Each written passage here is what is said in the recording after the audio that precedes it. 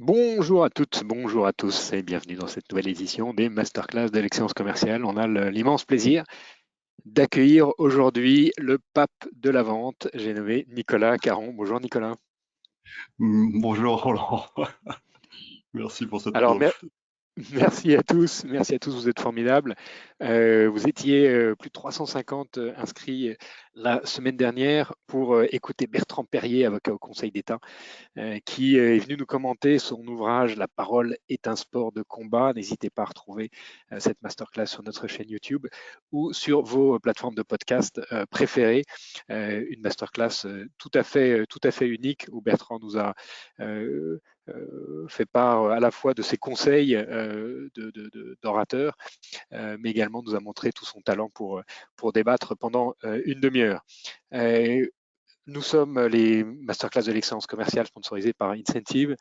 Incentive, c'est une plateforme multifonctionnelle pour manager vos commerciaux, les onboarder, les former, les coacher et les motiver pour atteindre leurs objectifs et pour les accompagner dans les transformations en cours.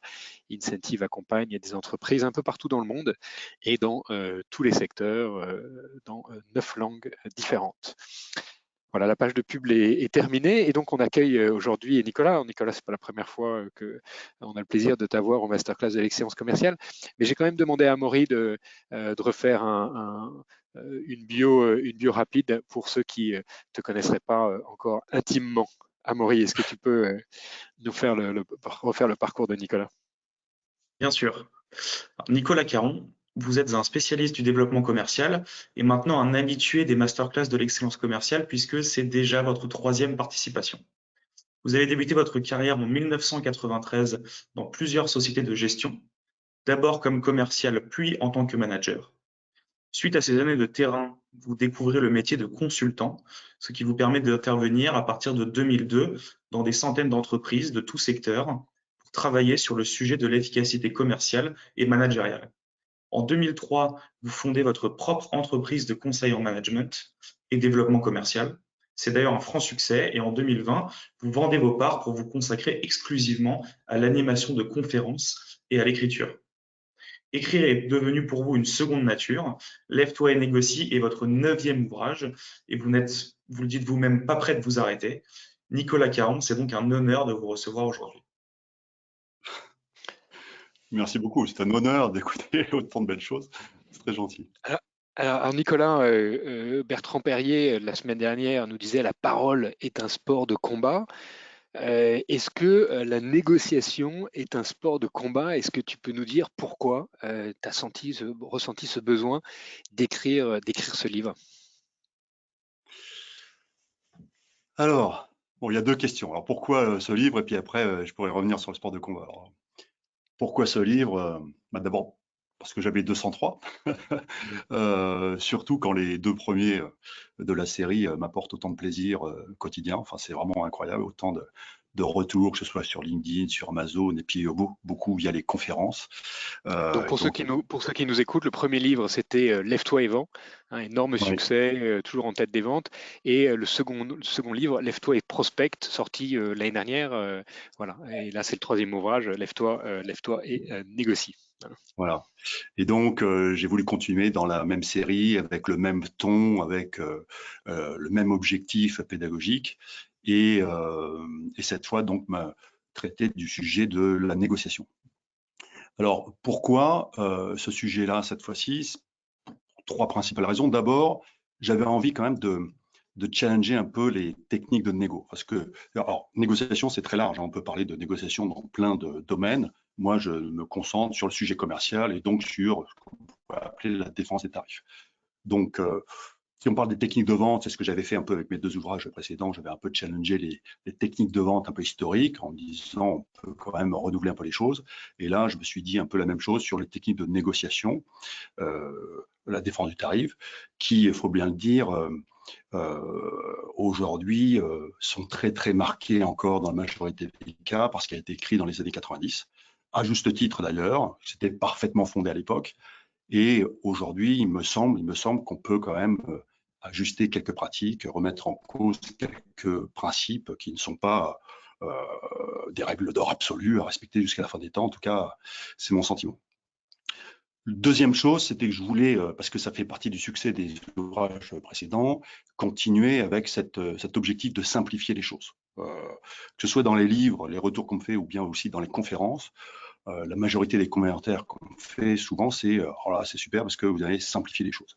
Et je voulais le faire également parce que, si tu veux, j'ai un petit peu, je peux pas dire j'en ai marre, mais enfin, je prends toujours un petit peu de distance par rapport à tout ce qui tourne autour des concepts de vente complexe, de négociation complexe, etc.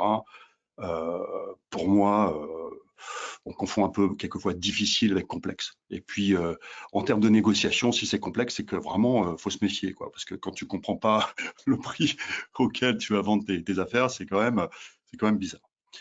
Et puis, troisième point, alors là, on va rebondir sur ce que tu disais à propos de Bertrand, sur la parole est un sport de combat.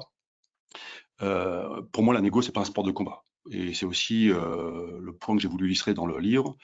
Je pense que tout n'est pas rapport de force. Tout n'est pas match de boxe. Et là encore, il y a beaucoup de conseils sur LinkedIn, etc., qui suggèrent de se préparer comme si on allait au combat, à la guerre, enfin, toutes ces choses. Quelquefois, je me demande à quel moment on va me dire qu'il faut amener des armes à feu sur le terrain de négociation. Enfin, je veux dire, c'est pas. Alors, je ne sais pas si c'est connoté par l'actualité et par les autres choses. Bon, enfin, là, on parle de relations commerciales, on parle de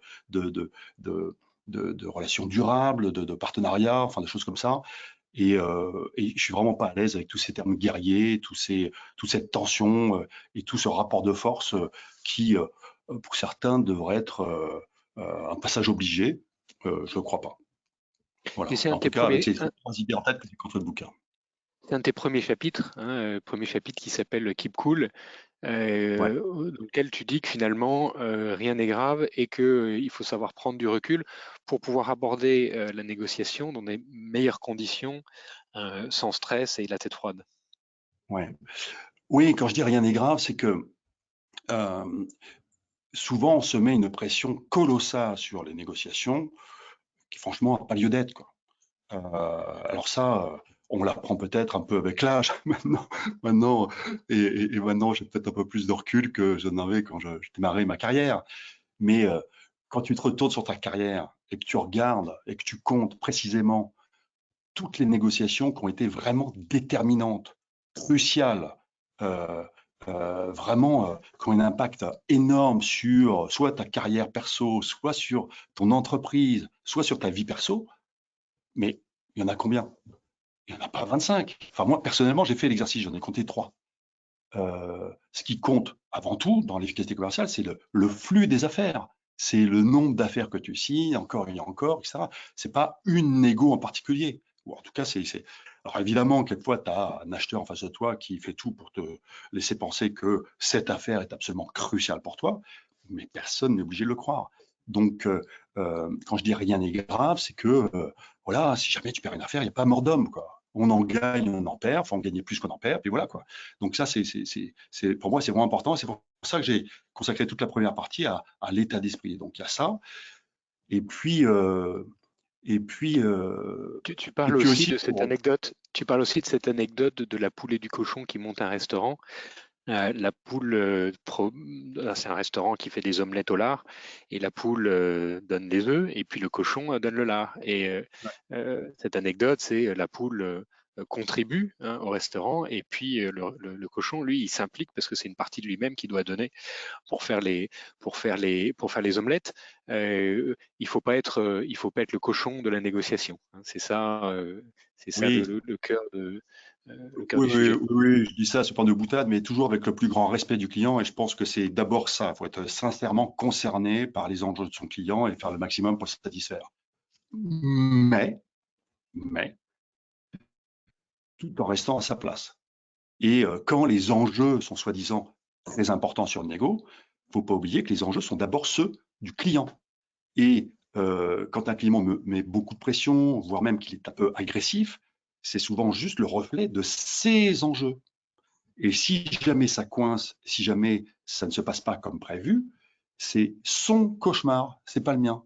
Le pire qui puisse m'arriver à moi, c'est de ne pas signer une affaire. le pire qui puisse arriver au client, c'est de s'engager avec un fournisseur qui ne fera pas l'affaire, qui ne le satisfera pas. Et si tu rates une affaire, bah, tu vas courir après d'autres affaires. Si tu rates un achat, mais tu pleures pendant des semaines, pendant des mois, peut-être même pendant des années, parce que tu subis les conséquences de ton mauvais choix. Donc, faut faire attention à la façon dont on interprète quelquefois la pression qu'on nous met sur les épaules. Les vrais enjeux sont d'abord et avant tout sur les épaules du client. Ça, c'est aussi ce que j'ai voulu décrire avec cette petite fable que j'ai repris, qui n'est pas de moi évidemment, la fable de la poule et du cochon. Nous sommes dans la position de la poule. Et alors, tu suggères également de mettre son ego de côté, notamment face à des techniques de négociation de vieux singes, comme on les appelle, qui peuvent mettre la pression ou avoir des exigences faramineuses sur un point particulier, sachant très bien que aucun fournisseur ne pourra y répondre, et pour les amener à faire des concessions sur autre chose. Là aussi, tu dis, gardons la tête froide et analysons les choses sereinement. Oui, parce que si tu veux, combien de fois j'ai discuté avec surtout des jeunes, encore des jeunes commerciaux qui te disent ah oui mais moi on parle pas comme ça, je peux pas accepter, c'est un manque de respect, etc. Mais ils se trompent de combat, on s'en fout. Enfin je veux dire si mon interlocuteur est obligé de se rabaisser, utiliser des techniques de ce que j'appelle les vieux singes, c'est-à-dire des gens qui ont été formés dans les années 90 en pensant que parce que ils vont mettre la pression sur leur fournisseur, ils vont obtenir plus, parce qu'ils se comportent de façon odieuse, ils vont obtenir plus, parce qu'ils pensent encore que mettre l'autre dans une situation très inconfortable, ils vont obtenir plus. Bon, personnellement, ça me fait pitié, mais bon, mais faire attention à pas prendre ça au premier degré. Enfin, si tu considères, c'est pour ça quand je dis mettre son ego de côté, c'est que les mots, peu importe les mots. Enfin, quand je te dis que tu es vraiment rigolo de me présenter une offre à ce prix-là, enfin, franchement, il faut être sérieux. Bon, c'est à toi de décider si oui ou non tu prends tes paroles au premier degré. Mettre son ego de côté, c'est arriver à prendre de la distance par rapport à ça. Pas oublier son objectif qui est de faire du business, et puis laisser le flux de parole. Et encore une fois, bien souvent, plus la personne en face de toi est agressive et se permet ce genre d'écart, plus c'est le reflet d'une pression interne colossale. Et quelquefois, les gens ont beaucoup plus de pression que toi pour ce business-là. Et c'est ça qu'il ne faut pas oublier. Donc, c'est prendre un peu de recul, distinguer, pour reprendre les propos d'un auteur dont j'ai oublié le nom juste, qui a fait Stéphane André, qui a fait un super bouquin qui s'appelle Le secret des orateurs. Et il distingue bien l'acteur de l'auteur. Enfin, je veux dire, quand tu es face à ton client, tu es dans ta position d'acteur, même si c'est très sincère, mais c'est pas toi qui as touché, c'est l'acteur. Et c'est ça, mettre l'ego de côté, c'est de faire attention à ne pas s'emporter pour des choses qui n'en valent pas la peine et garder le cap sur son objectif. Et c'est parce que tu fais ça, d'ailleurs, que tu arrives ensuite peut-être à faire ce que je suggère toujours dans cette première partie, qui est de choisir la gentillesse à l'agressivité, la vérité au bluff. Le calme ou la gentillesse face à l'assertivité, ces techniques qui sont en fait des moyens de renforcer un peu le combat, de combattre sur le même terrain. Je préfère faire un pas de côté, mettre sur un autre terrain, nouveau pour ceux qui sont habitués aux méthodes de combat, mais voilà, empreinte de gentillesse, de sincérité, de tranquillité, quoi. Vous n'êtes pas content. Nicolas Caron, le Gandhi de la négociation. On va parler. On va parler de la négociation, mais je trouve que si tu veux, c'est bien gentil de dire aux gens il faut faire preuve d'assertivité, puis il faut être vraiment dans les négociations de combat, etc. Sauf que quand tu te retrouves face à des gars qui font ça depuis 25 ans, et depuis 25 ans, ils sont habitués à manier le bluff, à mettre. À considérer les négos comme une baston, à faire des techniques venues des pratiques de la grandisterie ou de l'industrie automobile. T'as beau te préparer 2 jours en stage, quand tu te retrouves, c'est comme si moi je vais faire du judo avec Teddy Riner, quoi. Je peux apprendre théoriquement comment on fait telle ou telle prise, mais je vais me faire exploser. Donc ce que je me dis, c'est de toute façon face à ces gars-là, vaut mieux prendre un autre chemin, quoi. Et ça sera peut-être un peu, même si c'est pas le but, un peu plus perturbant pour ces gens-là de voir quelqu'un qui ne rentre pas dans ce jeu-là parce qu'il n'y a pas de combat et qui propose une alternative et qui est centré sur l'objectif numéro 1, qui est quand même de satisfaire son client, de faire du business et pouvoir avoir une relation durable, quoi. Et je suis pas sûr que la relation durable puisse démarrer par des combats de boxe. C'est certain. Voilà. On va parler un peu de technique de négociation, on va parler un peu de technique de prix. Et alors là, tu as une approche tout à fait originale que tu appelles fixer le prix juste. Alors on va commencer par les biais cognitifs assez fameux, hein. On demande à deux personnes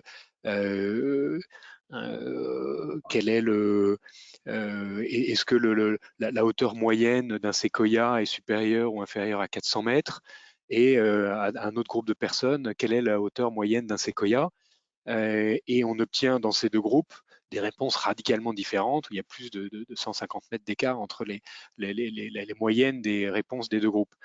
Ça s'appelle l'ancrage, hein, ça a été très bien documenté. On peut faire référence aux travaux d'Olivier Simoni et de Daniel Kahneman, hein, sur les biais cognitifs, qu'on a eu le plaisir de recevoir ici il y a quelques mois.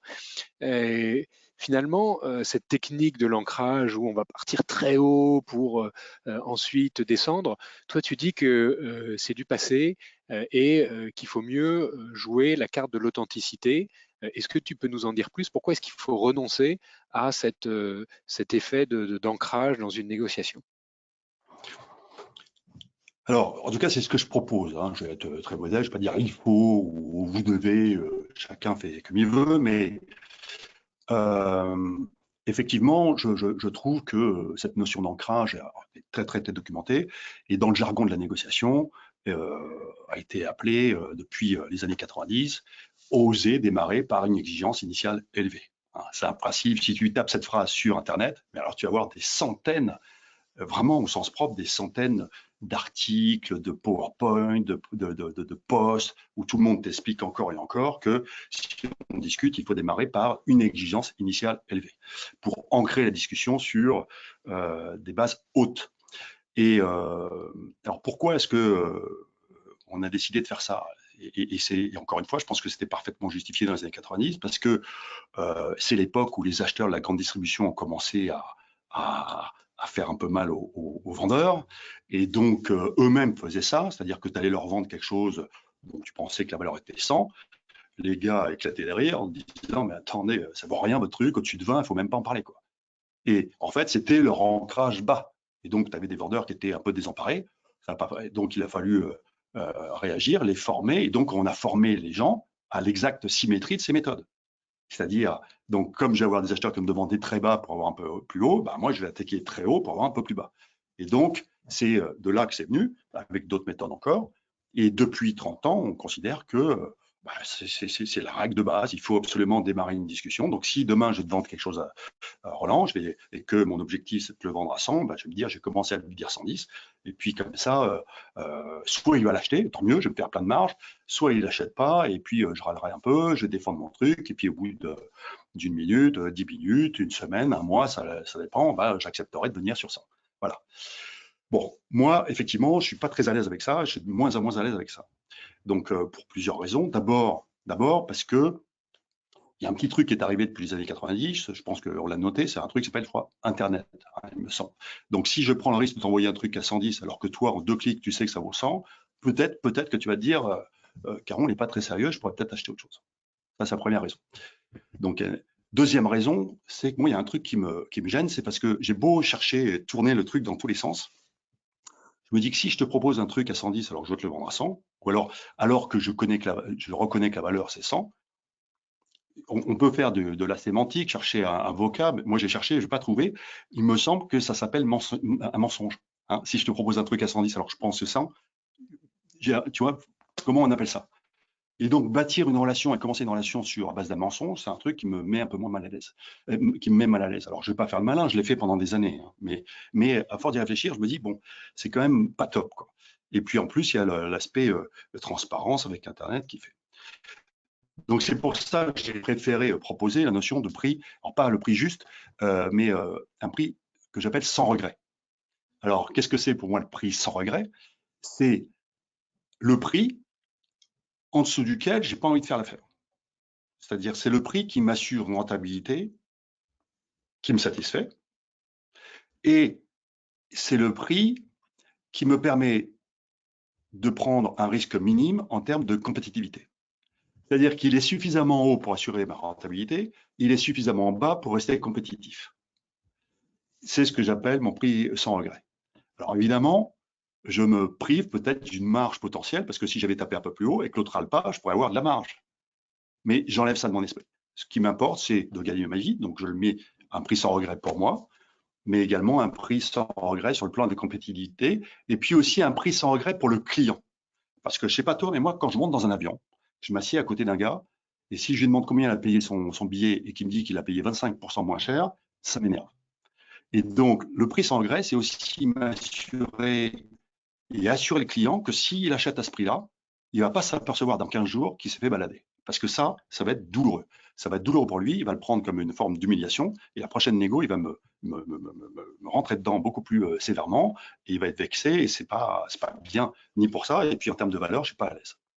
Mais alors, en faisant ça, Nicolas, quelque part en fixant ton prix au prix final, tu court-circuites toute la démarche qui est institutionnalisée chez le client, de l'acheteur qui doit montrer que entre le prix de départ et le prix d'arrivée, il a réussi à obtenir des concessions, et puis la deuxième escalade auprès du directeur opérationnel qui lui aussi veut avoir sa médaille et dire bah, moi aussi j'ai réussi à obtenir quelques pourcents, éventuellement même dans certains cas, le PDG qui, dans le cas de grosses négociations, va intervenir en finale pour avoir une dernière concession.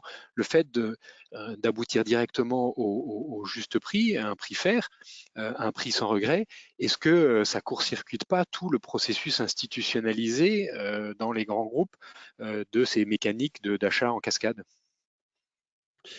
Peut-être, mais tu sais, il y a un autre bouquin qui vient de sortir que j'ai, hashtag Négo, qui est un gars que je connaissais pas, mais qui manifestement connaît bien le sujet de Négo. Il dit nous sommes 100% responsables de 50% de la relation. Et je trouve que, tu vois, je suis content de ne pas l'avoir lu avant de sortir le bouquin parce que j'aurais été inspiré par ça. Je trouve que c'est une bonne idée. Moi, je suis pas responsable de la carrière de l'acheteur que j'ai en face de moi, quoi. Je suis pas responsable de faire en sorte de l'aider à briller en interne. Alors même si ça peut être un objectif, je le comprends. Mais non, moi je suis responsable de lui donner l'offre la plus productive possible, la plus efficace pour son business, qui s'intègre parfaitement dans son propre cycle de production, dans son propre business, essayer de donner le meilleur de ce que peut lui donner, mais pas de baser ma négociation sur un mensonge, parce que lui passe son temps à le faire. Voilà. Donc après, je comprends que ça puisse être dérangeant et que certains vont interpréter ça comme un risque de sortir un peu du jeu. Alors, évidemment, je me place surtout pas au même niveau, hein, mais vraiment, ça peut paraître modeste ce que je vais dire, etc. Mais tu sais, il y a des tas de gens qui, pendant des années, faisaient du saut à hauteur en présentant le ventre d'abord, tu vois. Puis un jour, il y a un mec, un dingue, qui s'est mis le dos en avant. Et puis, il a battu des records. Et puis, d'un seul coup, maintenant, on a dit qu'il fallait faire comme ça. Bon, bah, là, je prends un peu un risque parce que je dis, ça fait des années qu'on fait ça. Moi, je dis, essayons d'arrêter et de dire aux gens, attendez, moi, j'ai réfléchi plus de deux fois qu'une pour faire mon offre. Et je pense que la meilleure proposition que je puisse faire, c'est celle-ci. Et alors, je ne suis pas obligé de rentrer dans le détail, mais quand je l'offre, c'est celle qui me permettrait de signer sans regret. Je serais très content de faire l'affaire. En dessous, je ne le serais pas. Et qui assure au client qu'il a la meilleure solution pour moi. Et puis en plus, c'est un autre avantage. Pour moi, enfin encore une fois, c'est mon point de vue, c'est que je fais le pari que si tu appliques ça, tu seras beaucoup plus convaincu et beaucoup plus convaincant. Parce que franchement, quand tu proposes une offre qui est décalée par rapport à ce que ça vaut vraiment, juste pour des questions de négociation, moi, dans ma carrière, j'ai vu beaucoup de commerciaux. Hein. C'est pas des milliers, c'est des dizaines de milliers. Je t'assure que c'est pas très courant de savoir défendre quelque chose qui n'est pas fondé.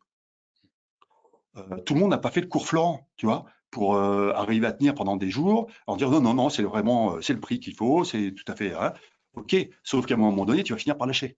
Parce que si tu tombes sur un vieux singe de type lutteur spécialiste de MMA et qui te démonte ton argumentation tout de suite, tu vas bien finir par revenir à 100 et tu auras l'air d'un clown. Parce que voilà. Donc je préfère que les gens réfléchissent plutôt deux fois qu'une à leur offre, proposent quelque chose de simple et soient tellement convaincus qu'ils vont être beaucoup plus convaincants d'ailleurs. Parce que j'ai fait l'expérience, je raconte dans le bouquin des simulations de négo que je faisais avec des stagiaires, je veux dire, les gars sont jamais plus convaincants et sincères que quand ils sont à leur plancher, entre guillemets, c'est-à-dire à la meilleure offre qu'ils puissent faire. Mais encore une fois, ça ne remet pas en cause la rentabilité. Hein. Loin de moi de dire qu'il faut vendre sans être rentable. Au contraire. Tu cites l'auteur William Ury de Getting to Yes, qui est une des bibles de la négociation, un bouquin qui doit avoir 25 ans ou 30 ans. Ouais. William Ury, tu le cites, il dit « Nous sommes les seuls à pouvoir faire des concessions que nous regrettons par la suite ». Comment est-ce que Ouais. concrètement on peut interpréter cette phrase pour améliorer nos négociations? Alors, je ne me souvenais pas que je vais citer William Ury. Alors, mais effectivement, il dit ça. Il dit aussi, c'est pas à force de donner des steaks à un tigre qu'on le rend végétarien. Alors, nous sommes les seuls à regretter à pouvoir regretter des À concessions. pouvoir faire des concessions que nous regrettons par la suite. Voilà. Alors, c'est par exemple si tu vends à un prix qui n'est pas ton prix sans regret, par exemple, sous le coup de la pression, parce qu'un acheteur t'a fait une prise de judo particulière à laquelle tu t'attendais pas, parce que il t'a mis une pression à laquelle tu t'attendais pas, et que tu finis par vendre non pas à 100, mais ces chiffres pour qu'on va voir un exemple, mais à 90, eh bien, c'est toi qui le décides, c'est ta volonté. Après, tu vas dire, oui, l'acheteur, il n'a pas été gentil, mais enfin non, c'est toi qui as accepté de faire 90. Et c'est toi qui vas pleurer après pendant des semaines parce que tu vas devoir délivrer une prestation à 90 où tu n'es pas content parce que c'est pas rentable, et c'est la double, voire la triple, voire la quadruple peine. Donc, c'est ta décision perso d'accepter de descendre à des niveaux de prix qui ne te satisfont pas. Voilà. Et c'est pas la responsabilité de l'acheteur. L'acheteur, il est dans son rôle. Il fait tout ce qu'il peut pour avoir le meilleur prix. Maintenant, c'est à toi ou pas d'accepter de rentrer dans le jeu. Si l'acheteur, il remet en cause ton tarif, il peut y avoir plusieurs cas de figure. C'est comme au restaurant, tu vas dans un étoilé, tu t'attends pas à payer le prix d'un snack, quoi. Donc, si l'acheteur est dans cette position-là, c'est son sujet, mais c'est pas le mien. En revanche, si tu lui sers une omelette et en espérant lui faire payer le prix d'un nettoyé, là, il a raison de négocier. Tu vois, quelquefois, c'est tout à fait justifié. Donc, c'est pas l'autre qui doit décider de ça, c'est toi qui dois décider si oui ou non tu vends à tel ou tel prix, quoi. C'est une décision personnelle. Voilà. Et à mon sens, ça ne doit pas être une décision prise sur la peur, sur des méthodes, sur des techniques, voilà. Il y a quand même une réalité économique derrière, quoi. Alors, on va parler maintenant de la méthode que tu suggères dans la troisième partie de ton bouquin, que tu Ouais. appelles la méthode non-égo, ce qui est assez bluffant. Donc, la première partie de cette méthode, c'est bien sûr de présenter le prix sans regret. La deuxième étape de cette méthode, c'est accepter calmement les résistances et les objections. Ouais. Oui, en fait, ce que je dis, alors bien sûr, il y a la méthode, il y a quelques petites techniques que je donne pour le faire, mais c'est surtout une question d'état d'esprit. Mais vraiment, c'est-à-dire que souvent, trop souvent, quand tu sais, c'est une espèce de susceptibilité. Quand tu es acheteur, toi, Roland, tu vas acheter un truc, ça te paraît normal de négocier et de remettre un peu en cause le tarif, certainement que tu l'as déjà fait plein de fois. Et puis, ça te paraît normal. En revanche, quand tu vends avec moi, je te demande de faire un effort, tu peux être un peu vexé par ça ou tu peux surréagir par rapport à ça, quoi. Quelquefois, on a une espèce de schizophrénie, on considère que les choses qu'on fait sont normales, mais quand on nous le fait, on trouve que c'est pas normal. Donc, je rappelle, quand le gars, l'acheteur, il est dans son rôle, quoi. Il a besoin de valider, de vérifier que ce que tu lui as proposé est correct. Donc, c'est légitime de sa part. Donc, c'est pas la peine de s'offusquer, de faire, voilà, de s'offusquer. Et c'est surtout, je vais beaucoup plus loin que ça, c'est de dire, il faut vraiment accepter, mais au sens profond du terme, quoi. Accepter que le gars, il puisse avoir envie de remettre en cause le tarif. Accepter que le gars, il puisse se dire, est-ce que c'est vraiment justifié? Accepter qu'il n'ait peut-être pas encore compris toute la valeur ajoutée que tu peux lui apporter. C'est accepter, pas au sens de la méthode, c'est vraiment, sincèrement, accepter. Et je vais même jusqu'à accepter qu'il puisse décider d'aller voir ailleurs. Voilà, c'est presque pas mon sujet. À un moment donné, on pourrait presque, dans quelques méthodes que je donne, se dire, mais il n'a pas envie de faire affaire. Alors, mais il faut rassurer tous ceux qui nous écoutent. Ça a été ma vie de signer des affaires, donc je pense qu'à ça. Mais comme j'ai présenté, et c'est sous-entendu avec ce que j'ai dit avant, sous-tendu par ce que j'ai dit avant, comme je suis à mon prix sans regret, je suis très à l'aise.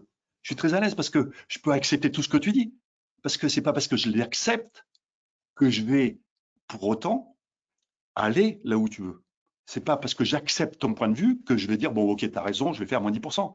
Donc, je peux complètement accepter ton point de vue. Et quand tu le pratiques, Tu vois que c'est assez jouissif parce que tu te rends compte que l'autre a beaucoup moins de prise sur toi que si tu rentrais dans son jeu, dans son combat. Tu dis, écoutez, Roland, je comprends parfaitement, vraiment, mais vraiment, mais moi, mon objectif, c'est qu'on soit tous les deux contents, quoi.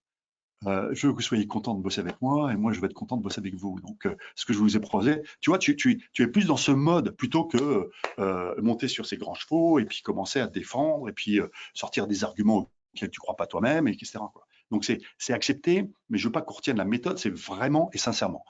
Et je prétends que plus tu acceptes et plus c'est sincère, plus l'autre va être redevable d'entendre ça. Et donc, à son tour, il va être capable d'entendre ce qui va suivre dans la méthode. Et donc là, l'étape suivante, c'est réexpliquer le pourquoi du combien.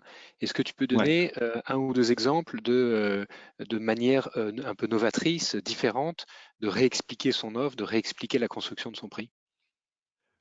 Alors, je ne sais pas si c'est novateur. En tout cas, peut-être ce qui est novateur, c'est d'avoir listé, je crois que j'ai listé 7 façons de réexpliquer. Alors, réexpliquer, c'est réexpliquer le pourquoi du combien. Donc, en fait, c'est un peu un petit slogan, mais un slogan qui, j'espère, un peu plus profond que ça, c'est vraiment expliquer à l'acheteur pourquoi je lui propose ce tarif.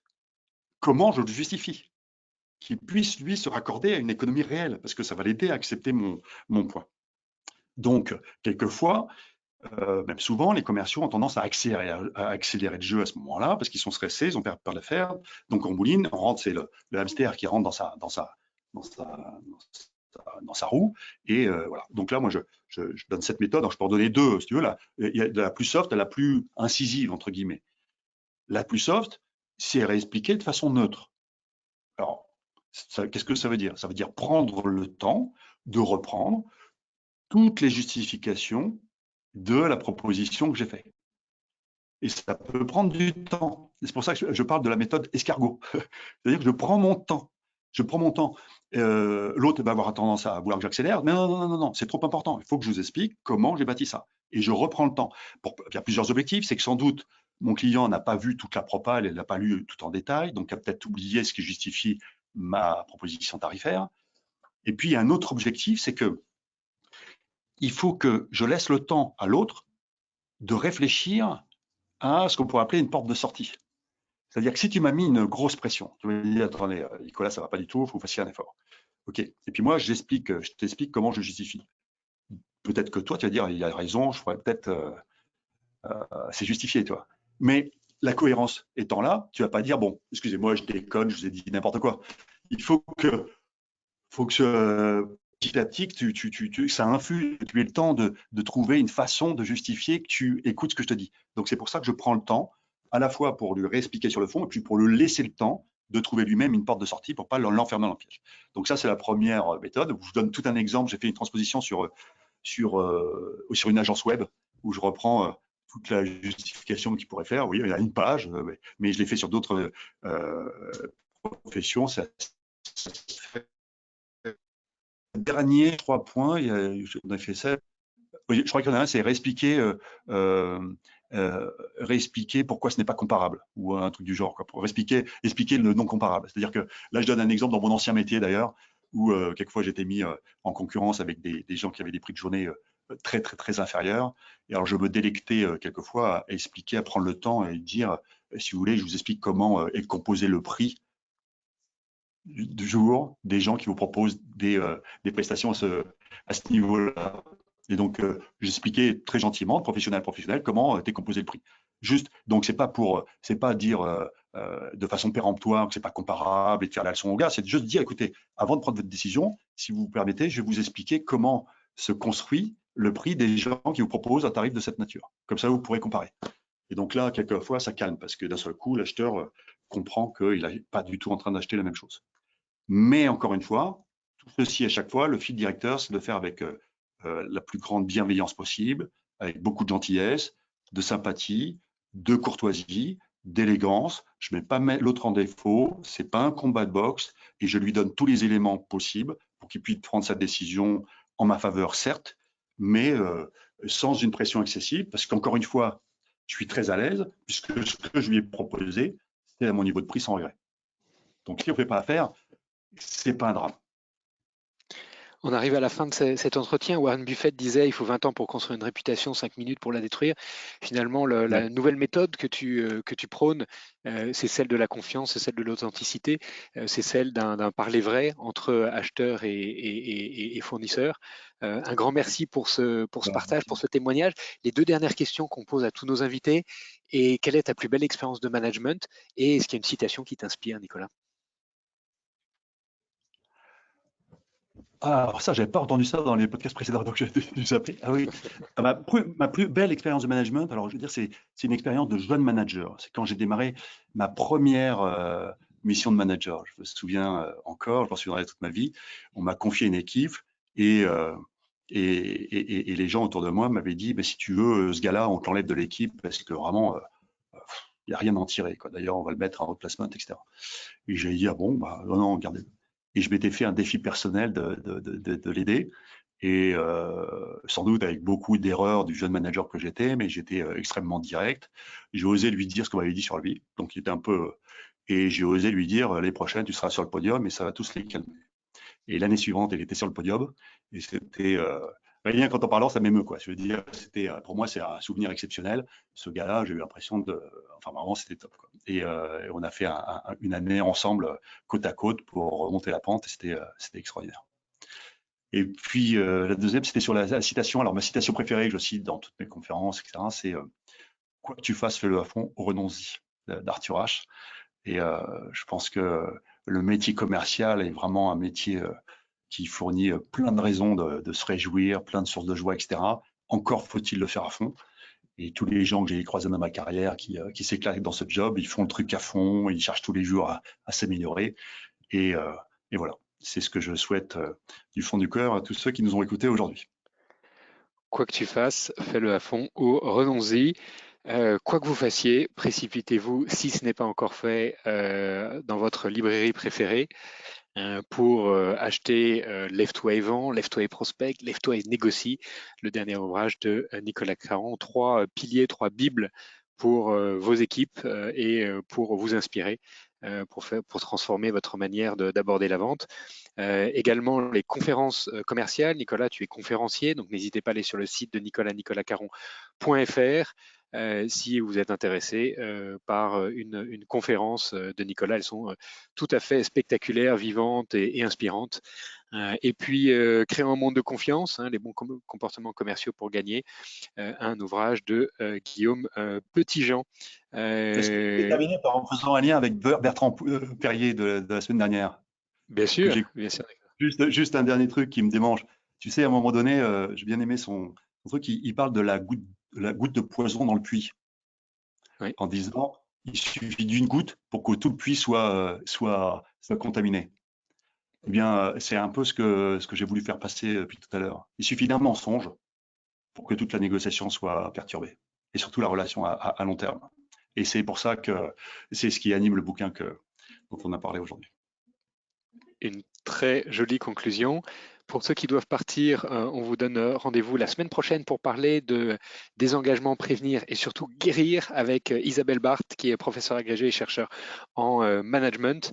Et si tu as encore quelques minutes, Nicolas, on sera ravis de prendre les questions de nos auditeurs. Il nous reste une dizaine de minutes. On a un peu débordé. C'était tellement passionnant. C'est ça que je voulais parler de Bertrand. Bon, super. Est-ce que Amaury, on a quelques questions de notre audience? On a bien quelques questions et remarques, Roland. Alors, je commence avec les remarques qui sont arrivées en premier. La valeur se discute avec le business.